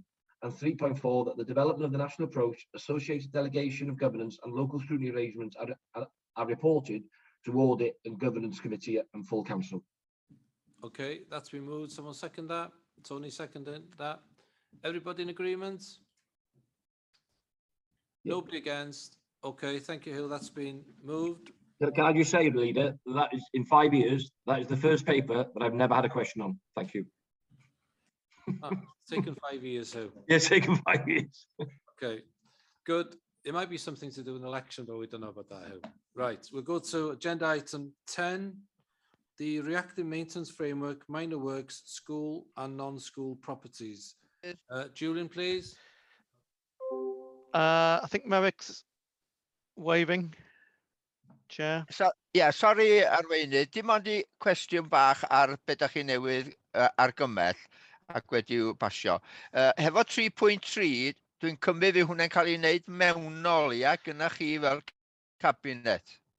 Sef enw cynrychiolydd. Ie, mae gennym ni y proses i'r cabinet, rhaid i'r aelod ar y pwyllgor fod yn aelod o'r cabinet, so fydd yn penderfyniad i'r arweinydd ar ôl yr etholiad, pwy bynnag sy'n cael ei ethol fel arweinydd i penderfynu pwy fydd yn eistedd ar y pwyllgor yma ar rhan y cyngor. Diolch yn fawr, Gary. Mae hwnna'n glir rwan i bawb. Diolch yn fawr iawn. Diolch, Meirig. Okay, agenda item 10, Julian, please. Yep, thank you very much. Hopefully this paper is relatively straightforward. I've got I think I saw Mark Cassidy with me for any detailed technical questions. The report is the result of a procurement exercise that we've been through to populate a framework for reactive maintenance works to both our schools and non-school building stock, and these are for the small scale under £10,000 contracts. You'll see in paragraph 4.2 of the main report, and appendix 2 gives a bit more detail on that, how we've broken the works down into 6 lots. Appendix 3 to the report provides the methodology for how we will be monitoring the performance going forward of contractors and the work that's being done. Just to confirm that all relevant checks have been carried out on contractors, and you'll and just I think the final point from me before I ask if Mark wants to add anything in terms of detail, that all the contractors that are proposed to be recommended to go forward are Denbighshire based, and we've worked in one shape or form with them all previously, and haven't had any issues with their performance. So hopefully, as I say, it is quite a straightforward document in terms of appointing the contractors onto the framework. But obviously, I'll hand over to Mark if there's anything that I've missed or he wants to highlight, and then any questions members may have. Okay, thank you, Councillor Julian. There's not much more to say really. I went through the tender process. Each contractor was ranked on 70% cost and 30% quality through the proactive system. And in Appendix 1, you can see the successful bidders for, as you say, generally all Denbighshire contractors, all we've worked with before. So we've got good history with them all. So it's quite a straightforward process, I hope. Okay, thank you both for that. Mark, did you want to come in, please? Yeah, just quickly, Leader, and just to the lead member and officers, it's great to see so many local companies in this document on the tender list. So well done, and you know, really positive to see. So Jock and Vow. Thank you, Mark. Any other questions from cabinet members? No. Okay. Any other questions at all? Nothing. Okay, Julian, can you come to the recommendation, please? Yeah, sure. I'll take them in reverse order, actually, because I think they got switched here. So it's recommended the contractors should be appointed to framework lots as detailed in Appendix 1, and that the committee confirms it is read, understood, and taken account of the wellbeing impact assessment as per Appendix 4 as part of its consideration. Thank you, Julian. That's been proposed. Someone second that? Mark seconded that. Everybody in agreement? Nobody against? Okay, thank you. Agenda item 11, please, Julian. Yep, sure. I'm just getting the report up. Okay, this is obviously my the final finance report before the elections, and it goes up to the end of March. But this is not the final outturn report. The formal final outturn report, when everything's been married up, will actually come to the first cabinet in the new council in June. So you'll see in terms of the headline news here that there's been some significant movement from what I've been reporting in previous months' reports, in terms that there was actually a forecast underspend of £386,000, whereas in the last report I was reporting an overspend of around about £1.5 million. And this is almost entirely down to the fact that, as is usually the case, Welsh Government right at the end of the financial year have put in some one-off additional funding into the budget. And you'll see there that our allocation is just shy of £2 million that's actually been received for that. And as the report says, although in theory it's unhypothecated, part of it actually is hypothecated. Around about 330,000 should be used to fund improvements to travel arrangements for care workers. So what we're proposing to do is we create a specific reserve for that purpose, and then we can draw down on that during the course of the next financial year.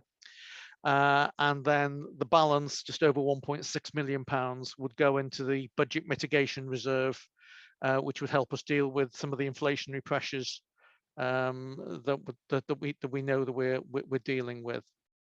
But as I say, the full detail will be in the final outturn report, which will come in June. In terms of the drawing down of funds, we continue to draw down funds against the hardship fund for last financial year, because obviously we've now gone into April and we're in there's none available, as you're aware, in the new financial year. And you'll see the detail of that in section 6.1 to the report. In 6.2, in terms of budgets, you'll see that, as you'll know, the long drawn out pay settlement has finally come to some sort of conclusion. And that's allowed us to move some corporate funding around that we had put down as contingency and to release some funding. And we've now released just shy of £800,000 of contingency from that towards service overspends. Okay, in appendix, just let me get to it. Appendix 2, which is the service variance narrative. You'll see there have been a number of movements, primarily improvements across the various services, with some context there as to the reasons for it. You'll see in education and children's services, we've received some additional Welsh government grant funding, which has improved the position there. There's a projected underspend in finance and property due to some delays in some projects falling out of last year's scheme into the next year. So those obviously will be carried out, but they will be in the new financial year rather than the one I'm reporting on. Highways and environment, again, an improvement there. In terms of a reduction in the overspend, which is largely due, as you'll see there, to some release of a revenue waste grant into the budget. And I referred earlier to the just shy of £800,000 in corporate and miscellaneous, which is as a result of the pay settlement. And there's various other smaller movements in terms of the other services, which you'll see there. In terms of the major capital projects, they're all moving on well. Obviously, we had the lengthy discussion earlier in terms of the waste project. But you'll see the detail of all of the existing schemes. Many of them are winding down and just at the stage where we're doing snagging and the like of works on in terms of that. The flood defence schemes are all functioning as we would anticipate. And there was a report, obviously, last month or the month before in terms of the Queen's Buildings project, which continues now to move ahead. So I think that's probably all I wanted to highlight at this point. I don't know whether Steve wanted to add anything before we go to questions. No, Julian, I think you've covered everything. Yep. Yeah, thank you. Good. Okay. Thank you, Julian, for that. Are there any questions from Cabinet members? No, nothing from Cabinet members. Meirig, o ti eisiau dod I fewn? Diolch eto, Mr Cadeirydd. Dim ond eglurhad dweud y gwir, a dwi'n siŵr fydd un o'ch chi'n medru ateb, ar glastir, sef tudalen 318, ai y gwaith yma sydd yn ateb y problemau fydd yn y papur newydd gan rhai o dreuthdalwyr Rhuthun ynglyn â darpariaeth y rhan Saesneg o'r ysgol? Dyna un cwestiwn. A'r ail un hefyd ar tudalen 322, dwyrain y rhyl, mur amddiffynfa yr arfordir. Mi o'n egwyno yn doedd yn y papurau gogleddol ynglyn â tai, bod y rhan o'r mur yma yn rhy agos I dai sydd wedi bod yna ers llawer I flwyddyn, bod nhw'n teimlo fel carchar. Os na rhywbeth wedi cael ei wneud ynglyn â hynny, dwi'n meddwl bod o ochrau y golff, ia, y cwrs golff oedd o. Diolch yn fawr. Okay, Julian, I don't know if you've got anything. Okay, sorry, Hugh. Julian, do you want to? I will partially respond, but it may well be that Hugh and or Brian might want to come in on the specifics in terms of the schemes you refer to. Just as a matter of clarification on the second point about the flood defence, the issue you actually refer to is not in connection with the scheme that's actually ongoing, which is part of this report. It's one of the projected ones that's actually going to go, is in the process of going through the sausage machine as it stands at the moment. But you know, Brian, as I say, might well be able to pick up if there's any more updated position on there. But I'll hand over to Hugh, if I may, on the Glassdeer one. Thank you, Julian. Na i ymateb yn Saesneg os mae'n iawn, Mary, cos dwi wedi bod yn ymateb ar hwn yn Saesneg gymaint yn ei wneud. Just for clarity, because I don't think the stories that have been issued in the paper has reflected the situation, if I'm being honest. And I just wanted this to be minuted and for clarity so that it is on official council minutes. When Ysgol Penbarras and Ysgol Rose Street was built, before anything went into the ground, both governing bodies appointed members of each school to work with the project team. And in this case, it was the chair of governors and the vice chair and the head teacher in both schools. During that time, then the design and build team brought plans to the table, and both schools basically turned those plans upside down because they didn't feel it was a practical. I think it would have won many an architect award, but it wouldn't win an award for practical teaching. So both schools evidently then changed the plans to make it work for them, which is, you know, that was how we work. But the one fundamental difference was that Ysgol Penbarras actually changed the design of their yard as well.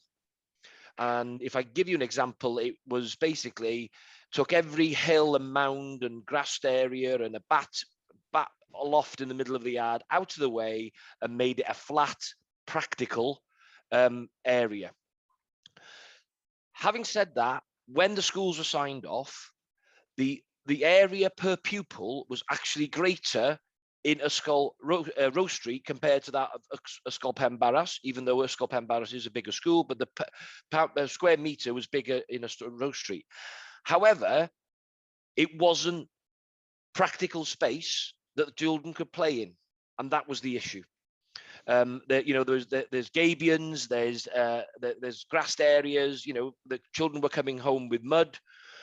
So what this piece of work, which has been done by the council, as it says in the document, the cost of the works was less than the pre-tender estimate and has been funded from the overall allocation for the written projects anyway. An extra yard has been built so that the children can have that space, you know, and it's not on mud. And I think also a point just needs to be made, but whilst I've got it here to be minuted, all apparatus on the Ysgol Penbarras site has been funded by the PTA and not local authority. I just want that to be very clear, and you know, the spending per pupil on the new school has been equal. So I just want to clarify that, if I may.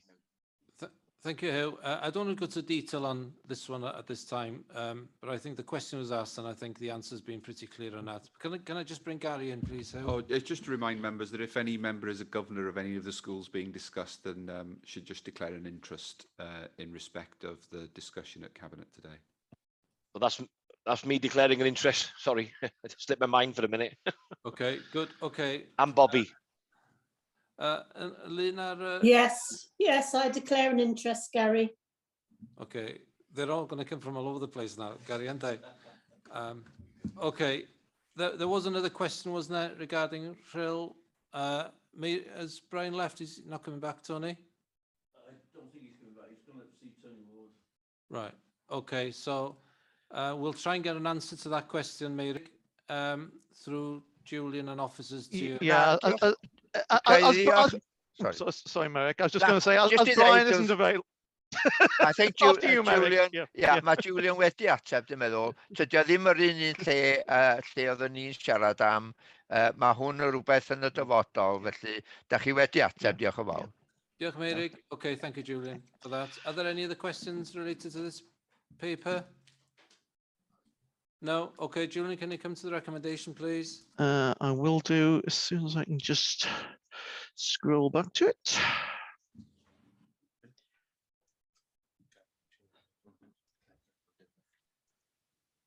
There we go.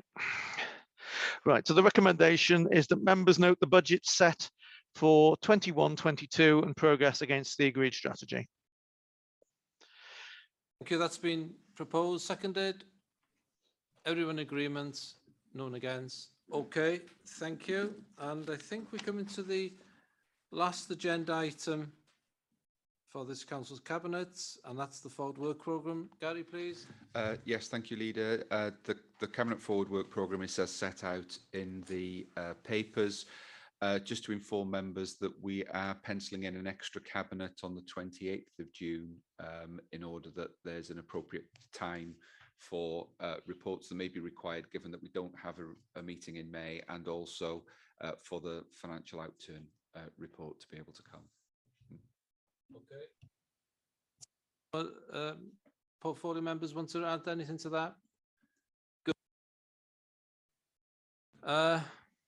This is the last cabinet of this council, and it's probably the last formal meeting of this council as well, unless something happens between now and the election. And I'd just like to, if I may, say a few words. And I'm sitting in the chamber and I was looking at what we stand for, NEWYDD, United to Do Well, and that typifies local government and Denbighshire in the fact that how we've worked well together across political parties to do as well as we can for residents.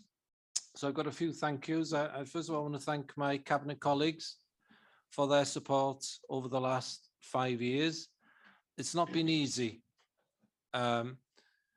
COVID did come along and it was difficult for business continuity, but we have maintained the progressive improvements required in Denbighshire, and all portfolios and all services have either aligned themselves or moved forward appropriately. So I'd like to thank cabinet members for all the work that you've done over the last 5 years, and sometimes taking some uncomfortable and unpopular decisions, but that's what's required, and I am grateful for that. I'd also like to thank members who attend cabinet as observers. It's really important that we engage with all members when decisions are made, and the fact that they ask questions, sometimes have a point of view which is different, it does add value to the recommendations and helps give us a broader context of what's required. And I'd like to thank you all for the taking time out and participating in the conversation at Cabinet. So we have had COVID, we've dealt with it really well. It's been difficult, business continuity has been difficult, and I'd like to thank officers and services for how they've reacted and responded and realigned their sort of focus on what needed to be done, contacting all residents who were in sheltering at the beginning, providing as much support for businesses as they could when businesses were in a desperate situation has been really important, and keeping the business of their own services going. So I'm immensely grateful to all officers across the whole of Denbighshire for keeping things going in difficult circumstances. Thank you for the support I've had here from officers all through the 5 years, switching my mute on when I wasn't in complete control of it. At sometimes was the power you've got is quite amazing, but the looks we've had, but it's been really helpful, and you've had to change your ways as well. There are some members who are not coming back, have decided not to be re-elected, and I am going to name them all. That's Richard Manion, Gareth Davis, Pat Jones, Glenn Swingler, Andrew Thomas, Joe Welsh, Martin Holland, Gwyneth Kensler, Christine Marston, Peter Evans, and Melvin Miles. And can I thank them? Oh, and Graham Timms. Sorry, I got Graham Timms there. Can I also thank them for all the work that they've done for Denbighshire, and wish them a happy retirement if it's retirements that they are going to take. And I hope to keep communication with them, and I'm sure they'll be keeping a BDI on Denbighshire as we move forward. I have to say that local government is by far, for me, the best level of democracy. It's the best level of politics because we are so accountable. We live in our communities, and if we make the right or the wrong decision, we face our residents and they tell us in no uncertain terms. And local government, without doubt, is the most important form of politics that we are sort of privileged to be a part of. And it's great that we work collectively. Consensus politics is the only way forward when there is an overall control. So I'm glad that we have moved forward. I think the foundations are in place for Denbighshire to move forward with the variance of challenges that it faced, not purely from a financial context, but the regional, the CJCs and how they marry up with our local aspirations, and the government required to marry those two up is going to be quite a challenge. So all this says for me to thank all officers, thank all members, and thank our Chief Exec for holding us all together, intervening at the appropriate time, and to wish you and all your staff all the best for the next council, to wish all candidates all the best, and I hope that you have a free sort of no problems in your canvassing and are allowed to canvass with freedom and be safe in your sort of canvassing election, and all the best to all candidates. And that's from me. Over to you, Graham, please. Leader, thank you very much. I'd just like, as it's the last official meeting, as you say, that we've got diarised, just a few words from me as well. I'd like to echo all your words, Leader. I'd like to thank all the members of the council for their hard work over the term of the council. You are the democratically elected representatives of your community, and I know you've always done your best and had the best interests at heart for your communities. And as Chief Executive, on behalf of everyone in the council and the residents, I'd like to thank you very much for your work as councillors. Diolch yn fawr pawb. I'd also like to acknowledge the hard work, dedication and commitment of the lead members around the cabinet table, and collectively the direction that that has been provided by cabinet and your leadership, Leader. So again, diolch yn fawr to all the cabinet. And finally, a special thank you from me to you, Leader, actually, for your support, your challenge, because there's always challenge every day, and I really appreciate that, and for your assistance, and particularly over the last 18 months since I've been Chief Executive. And it will always be very much appreciated the way that you've provided me with that support during my transition from Corporate Director to Chief Executive. So thank you very much, and thank you all. Gary said I can't say all the best to you all for the election, so I won't. Thank you very much. Diolch yn fawr. Thank you, Graham. I am seeing some hands there. I don't know if it's appropriate to allow members in. Yes. Yes, it's appropriate. If for general comments, just need to be careful. There's an election coming. We shouldn't be making too many speeches. No election pledges, please, or anything. Just quick comments, please. I'll start with Gwyneth, please.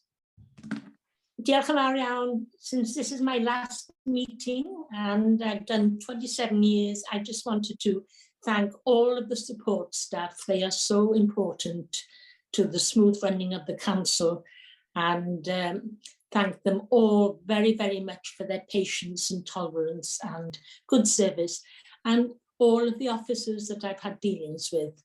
I thank you all very, very much, and I wish you all the very, very best. And I don't think I'll be popping into cabinet as a lay member of the community. You're in good hands. Diolch yn dy Hugh. Diolch fawr iawn. Diolch fawr, Gwyneth. Bobby, please. Thank you, Leader. Yes, I don't want to prolong the last cabinet meeting, but I would just like to thank all the officers who fall within my particular area of jurisdiction, particularly so with the last 2 years in the pandemic. And you all know the difficulties we've had with social care, with recruiting, with people swapping jobs to step in where needed, even into private care homes where they've been needed. And Denbighshire Leisure Limited, which started as a sort of burgeoning new company and had its attractions closed within nanoseconds of launching the company. And on top of that, have had well-documented sort of damage caused by floods, lightning, etc. to the premises, but they've struggled on and done sterling work. And similarly with Heritage, who had similar problems having to close their attractions and also had flood damage. So they've had particularly hard time, I think, the officers in the team that I'm part of. And I would like to say thank you to them all. Thank you, Bobby. And also, can I just say quickly goodbye to Gwyneth, who has been one of the, I know I'm not meant to make a political point, but one of the very few women councillors on this council. There's only 11 of us and 3 are standing down. So good luck to you, Gwyneth. You've done a grand job. Thank you, Bobby. Mary, please. Yeah. Diolch eto, Parchus Gadeirydd. Ga i yna ategu bob dim sydd wedi cael ei ddeud. A gan ddiolch i chi ac i bob cadeirydd pwyllgor arall i adael i ni ddod yn arsyllwyr. Diolch i chi am hynny. Mae o'n bwysig, dwi'n meddwl, bod ni'n cael deud yn deud fel, ac ydych chi wastad wedi bod yn gwrtais iawn i gyd ar hynny. Diolch hefyd i'r cabinet am ei gwaith ac i'r staff i gyd sydd yn gweithio i ni yn Sir Ddinbych ar hyn o bryd. Dros y 5 mlynedd anodd yma a trwy Covid yn arbennig, i'r adran dechnegol am ei cefnogaeth cyfrifiadurol, rhyfeddol i fedru dod â ni at yn gilydd ar adeg anodd iawn. A diolch i nhw am ddod â pethau ymlaen yn gynt nag oedden ni wedi ddisgwyl yng hynny o beth. A diolch yn fawr i cadeirydd y sir am ei waith hefyd, ac edrych ymlaen, dwi'n siŵr, i'r 5 mlynedd nesaf. Diolch yn fawr iawn i chi. Diolch, Meirig. And the final comments from the Deputy Leader, Julian Thompson-Hill.